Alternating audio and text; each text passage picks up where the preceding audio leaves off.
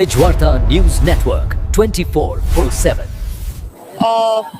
आता पुण्यात घडलेल्या अत्यंत दुर्दैवी घटनेचा पहिले तर मी त्याच्याबद्दल खूप खूप दुःख व्यक्त करते, संताप व्यक्त करते आणि कुठेतरी हे समाधान व्यक्त करते की फास्ट ट्रॅक मध्ये निर्णय घेऊन सन्माननीय न्यायालयाने न्याय फास्टेस्ट डिलिव्हर केलेला आहे आणि ते पण फाशीची शिक्षा दिलेली आहे. एका व्यक्तीने दुसऱ्या व्यक्तीचा सन्मान करणं आणि शरीर एखाद्याचं हे म्हणजे तुम्हाला राग आला म्हणून कोणावर अटॅक करा, कोणावर अत्याचार करा, कोणाला मारून टाका, या प्रवृत्तींना आळा घालण्याची गरज आहे.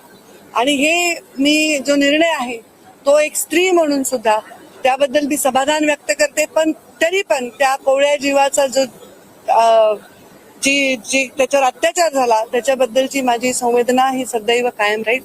आता कोर्टाचे आणि जे फास्ट ट्रॅक मध्ये यंत्रणांनी काम केलं त्यांचे संबंधित गृह मंत्रालयाचे सुद्धा मी त्या मानाने आभार व्यक्त करतो. जसं म्हणालात की त्याच पद्धतीने फास्टेस्ट निकाल आलेला आहे. आतापर्यंत ज्या बलात्काराच्या घटना होत्या त्यामध्ये ज्या काही सुनावण्या झाल्या अवघ्या 60 दिवसांच्या आतमध्ये हा निकाल लागलेला आहे. कोर्टानं असं देखील म्हटलंय की खरं तर आरोपीचं कृत्य पाहता तो याहून अधिक मोठ्या शिक्षेसाठी पात्र होता, परंतु आपल्याकडे फाशी हे एकच प्रावधान आहे.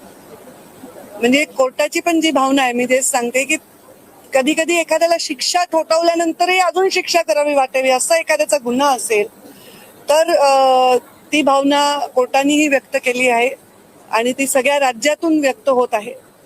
असं फास्ट ट्रॅक निकाल लागले तर ह्या नराधमांना आळा बसेल आणि गुन्हा करताना 10 वेळा कोणी विचार करेल अशा पद्धतीचा एक त्यांच्या मनामध्ये थरार निर्माण झाला पाहिजे.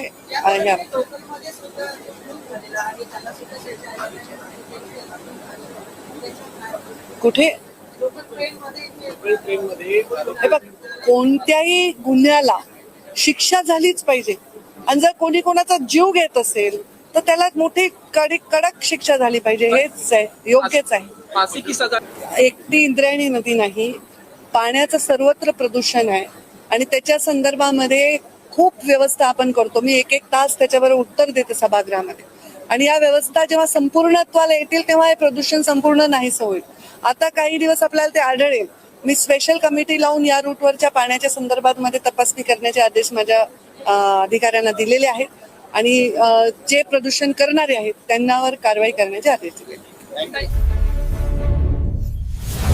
हमेशा सच के साथ